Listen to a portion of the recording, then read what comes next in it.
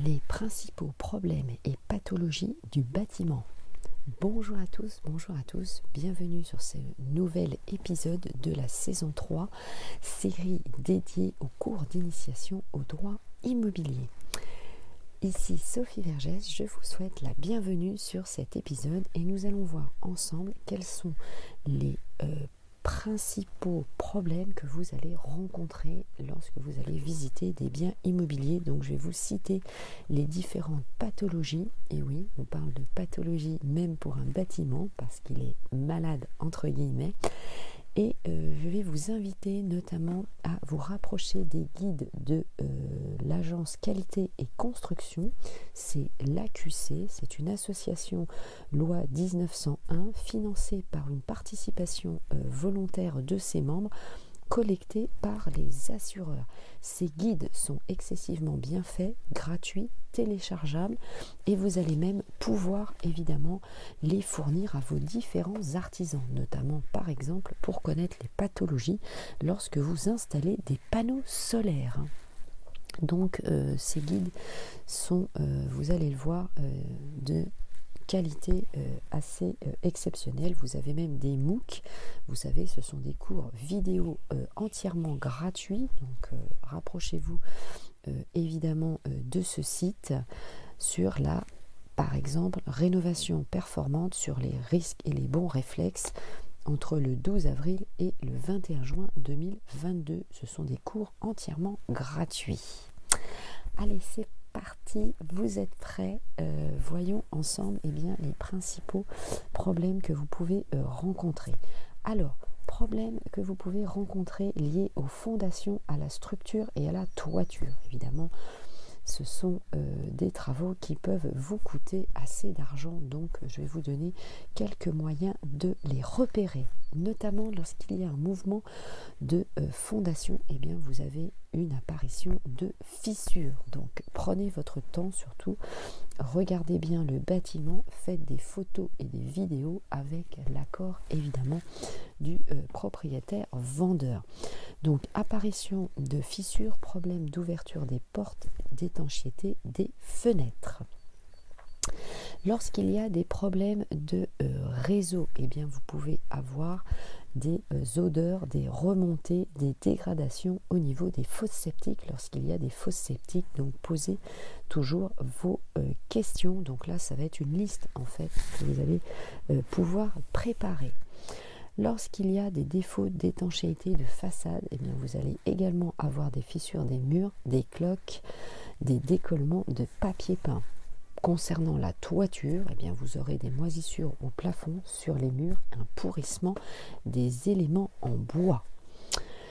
Avec les problèmes d'humidité, vous pouvez avoir des remontées par capillarité, notamment dans les façades, ce sont des traces.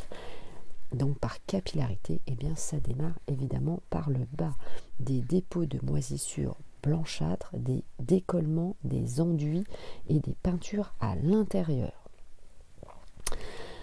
Lorsqu'il y a des problèmes de ventilation intérieure, vous allez avoir de la condensation au niveau des fenêtres, des moisissures dans les endroits peu ventilés. Fuite de canalisation, vous allez avoir des corrosions. Pour les sols, vous pouvez avoir des gonflements, des décollements du parquet, des carrelages fissurés.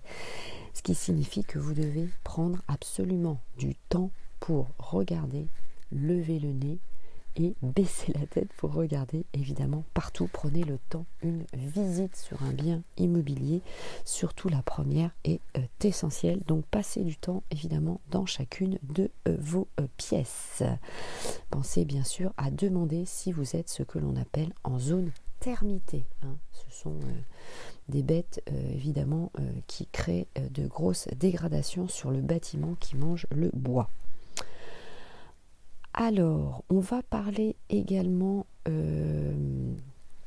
des manifestations de l'habitat sur les logements indécents et insalubres, puisque lorsque vous êtes investisseur, vous allez faire, évidemment, c'est l'objet des travaux pour gagner de la valeur vénale du bien immobilier. Donc, vous allez demander bien sûr le DDT, le dossier de diagnostic technique qui va vous permettre en fait de regarder le carnet de santé du bien immobilier, de savoir toutes les problématiques, notamment sur l'électricité, puisque vous le savez, dans la plupart des cas, l'électricité n'est jamais aux normes, il faut la refaire. Donc pensez évidemment notamment à demander ce diagnostic. Bien sûr, dans ce dossier de diagnostic, vous avez tous les diagnostics, le plomb, l'amiante, s'il y a de l'amiante, etc., etc. Donc, vous pouvez avoir évidemment des problèmes d'éclairage, problèmes sur les peintures au plomb, ça évidemment c'est très toxique, des fils à nu, la présence de nuisibles avec des matériaux toxiques. Donc il peut y avoir un risque évidemment de saturnisme pour votre futur locataire. L'amiante, bien sûr, c'est un problème majeur, donc demandez votre dossier technique d'amiante sur donc le bien immobilier en lui-même, mais vous savez, sur les parties communes.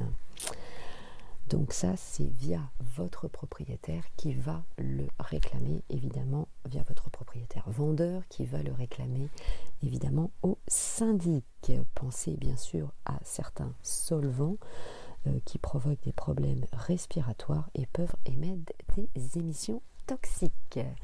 Allez, vous savez tout sur le sujet, donc je vous souhaite bien sûr une bonne visite et nous échangeons bien sûr avec grand plaisir sur vos différents réseaux sociaux.